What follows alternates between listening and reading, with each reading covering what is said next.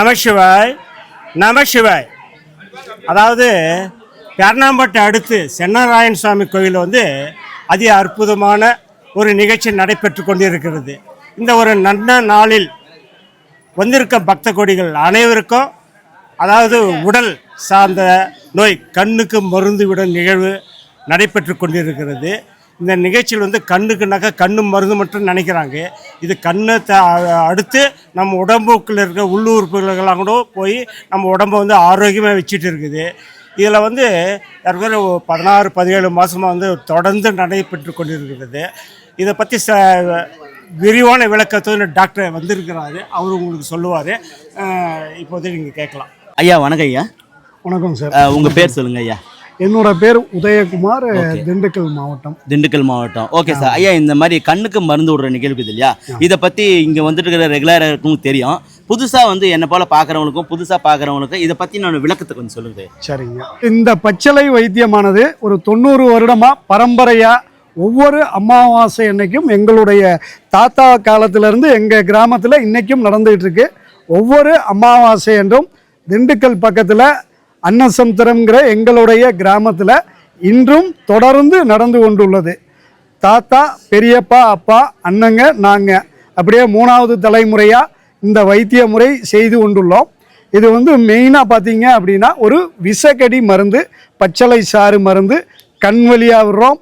அந்த மருந்து கண் வழியாக உடம்புக்குள்ளே இந்த பச்சளை சாறு மருந்து போகிறப்ப பார்த்தீங்க அப்படின்னா தலைவலி, ஒத்த தலைவலி, இரட்டை தலைவலி, நாள்பட்ட தலைவலி சரியாகும். அடுத்து தோல் வியாதிகள், அலர்ஜி, நமைச்சல், தடிப்பு, தேமல், சிரங்கு, சொரியாசிஸ், கண்ணை சுற்றி கருவளையம் சரியாகும். இதுக்கு அடுத்து பார்த்தீங்கன்னா பூச்சிக்கடிகள், வண்டு கடிகள், விஷக்கடிகள் எல்லாம் கிராமத்தில் இருக்கிறோம். குளவி கொட்டும், வண்டு கடிக்கும், கதண்டு கடிக்கும், பூராங்கடிக்கும், பாம்பு கொத்தும்.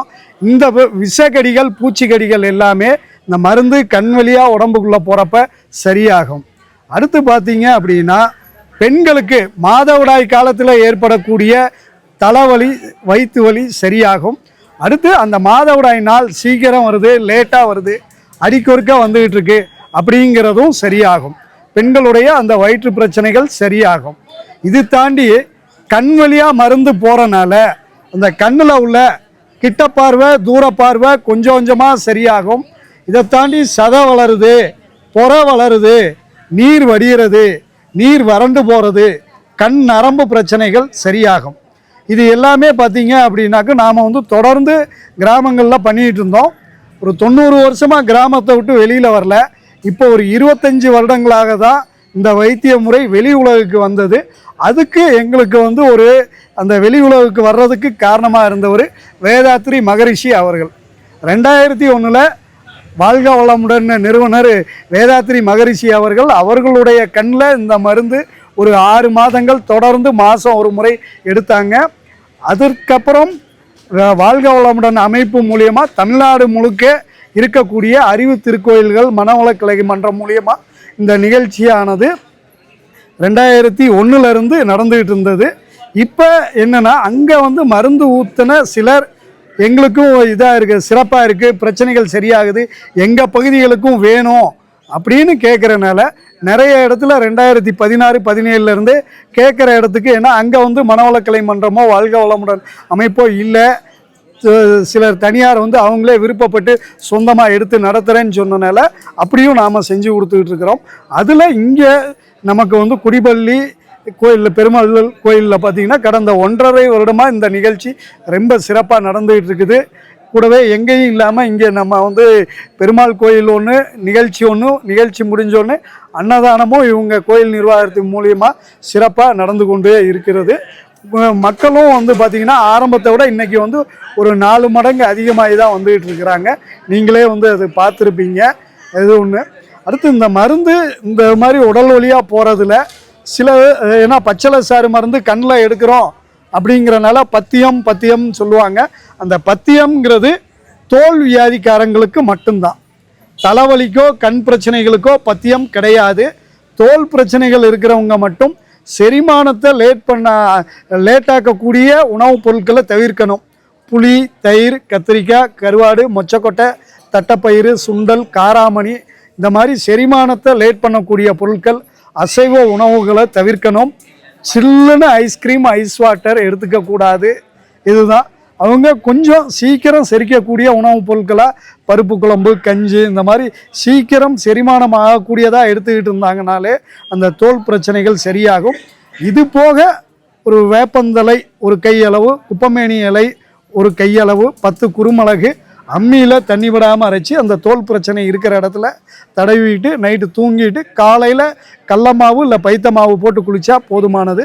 வாரத்தில் ஒரு 3 நாள், ஒரு நாள் விட்டு ஒரு நாள், 6 மாதங்கள் இதை செய்கிறப்ப அந்த தோல் பிரச்சனைகள் ஓரளவுக்கு சரியாயிடும். இது இந்த கர்ப்பப்பை பிரச்சனை, மாதவிடாய் பிரச்சனை இருக்கிறவங்க மட்டும் காலையில் வரப்போ உணவு அருந்தாமல் வெறும் வயிற்றோடு வந்துட்டு மருந்து கண் வழியாக எடுத்துட்டு கொஞ்சம் வாய் வழியாக குடிக்கணும். அப்படி குடிக்கிறப்ப அவங்களுக்கு உண்டான அந்த கர்ப்பப்பை பிரச்சனை, மாதவிடாய் பிரச்சனை ஒரு 4-5 மாதங்களில் உறுதியாக சரியாகும்.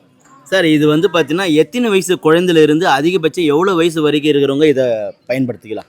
5 வயதுக்கு மேலே 100 வயது வரை உள்ள ஆண் பெண் இருபாலருமே எடுத்துக்கலாம்.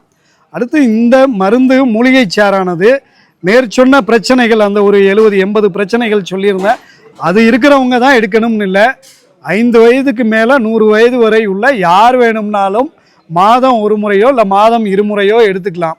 இதில் நாம் கவனிக்க வேண்டியது என்னென்னா, கண்ணில் கேட்ராக்ட் ஆப்ரேஷன் பண்ணியிருக்கு அப்படின்னா 1 வருஷம் ஆயிருக்கணும். லேசர் பண்ணியிருக்குன்னா 6 மாதங்கள் ஆயிருக்கணும். கண்ணில் ஊசி போட்டிருக்குன்னா 4 மாதம் ஆயிருக்கணும். அது மட்டும்தான். அடுத்து இன்னைக்கு இங்கே 11ஆம் தேதி காலையில் 10 மணிலேருந்து 12 மணி வரைக்கும் நிகழ்ச்சி சிறப்பாக நடந்துகிட்டு இருக்கு. இன்னைக்கு ஒரு நாள் காலையில் எந்திரிச்ச பிறந்து நைட்டு தூங்குற வரைக்கும் கண் வழியாக எந்த விதமான சொட்டு மருந்தும் எடுக்கக்கூடாது. அது மட்டும்தான். ஓகே ஐயா, இதில் வந்து கர்ப்பிணி பெண்களுக்கு கூட இதை விட்டுக்கலாமா இந்த மருந்து? கர்ப்பிணி பெண்கள், குழந்தைக்கு பால் கொடுக்குறவங்க, மாதவிடாய் டயத்தில் இருக்கிறவங்க எடுத்துக்கலாம். எந்த விதமான கட்டுப்பாடும் கிடையாது, நிபந்தனையும் கிடையாது. இந்த மருந்து வந்து இத்தனை மாதம் தொடர்ந்து விட்டாதான் இதனுடைய பயன் அப்படின்ற மாதிரி ஏதாவது இருக்கா சார்? இது வந்து ஒவ்வொருத்தருடைய உடல் கண்டிஷனை பொறுத்து தான். இப்போ இன்னைக்கு வந்து இங்கே ஒரு 300 பேர்த்துக்கு மேலே வந்திருக்காங்க. இதில் உறுதியாக ஒரு 30 பேர்த்துக்கு வந்து இன்னைக்கு ஒரு நாள் மருந்து எடுக்கிறதுலே ஒரு வித்தியாசம் தெரியும். பட் அந்த 30 பேர் யாருங்கிறது எனக்கும் தெரியாது, அவங்களும் வந்து என்கிட்ட சொன்னாதான் தெரியும். ஆனால் பொதுவாக ஒரு 6லேருந்து 8 மாதங்களாவது தொடர்ந்து எடுக்கிறப்ப இந்த பிரச்சனைகள் வந்த 300 பேர்த்துக்குமே அந்த பிரச்சனை தீவிரம் குறைஞ்சிருக்கும், இல்லை சரியாக இருக்கும். முதல்ல வந்தோடனே பயனாளர் வந்து உட்காந்தோடனே அவங்களுக்கு வந்து மிளகு கொடுக்குறீங்க, அப்புறம் பார்த்தீங்கன்னா இளநீர் கொடுக்குறீங்க, அப்புறம் அந்த மருந்து விடுறீங்க. இந்த இளநீரும் இந்த மிளகுலாம் வந்து எதுக்காக அதை கொடுக்குதுன்னு தெரிஞ்சுக்கலாமா? நான் முன்னமே சொன்ன மாதிரி தான், இது வந்து ஒரு விஷக்கடி மருந்து. அப்போ விஷத்தை முறிக்கணும் அப்படின்னா மிளகு அங்கே உள்ளே சேர்ந்தாகணும். பொதுவாக நாம் வந்து வெறும் வயிற்றில் காலையில் எந்திரிச்சு 10 மிளகு நல்லா மென்று பொறுமையாக கடித்து மென்று சாப்பிட்டு அந்த காட்டத்திற்கு எரிச்சலை தாங்கி எச்சில் உமிழ்நீர் முழுங்கி சாப்பிட்டுக்கிட்டு இருந்தோம்னாலே நமக்கு உண்டான உடலில் உள்ள தோல்வியாதிகள் சரியாகும், விஷகடிகள் சரியாகும், குடல் பிரச்சனைகள் சரியாகும். அதுதான் இங்கே நாம் செய்கிறோம். 3லேருந்து 4 மிளகு கொடுக்குறோம், அதை நல்லா மென்று கடித்து சாப்பிட சொல்கிறோம். அடுத்ததாக அந்த இளநீருங்கிறது மருந்து கலந்த இளநீர் கொடுக்குறோம். அது தீர்த்த மாதிரி ஒரு மடக்கு மட்டும் கொடுக்குறோம், தீர்த்த மாதிரி குடிக்கிறது. இதே இளநீரில் இன்னும் கொஞ்சம் மருந்து அதிகமாக கலந்து தான் இந்த கர்ப்பப்பை பிரச்சனை, மாதவிடாய் பிரச்சனை இருக்கிறவங்களுக்கு நாம் கொடுப்போம். அதனால் அது ஒரு தீர்த்த மாதிரி கொடுக்குறோம். ஓகே, ரொம்ப அற்புதமாக சொன்னீங்க ஐயா. உங்களுடைய வேலைக்கு நடுவில் எங்களுடைய நேயர்களுக்கு ரொம்ப தெளிவான ஒரு விளக்கம் கொடுத்தீங்க. ரொம்ப நன்றி ஐயா. உங்களுடைய பணி சிறக்க எங்கள் குடியாத்த குமார் யூடியூப் சேனல் சார்பாகவும் வாழ்த்துக்களை தெரிவிச்சுக்கிறேன் ஐயா. வாழ்க வளமுடன். வாழ்க வளமுடன்.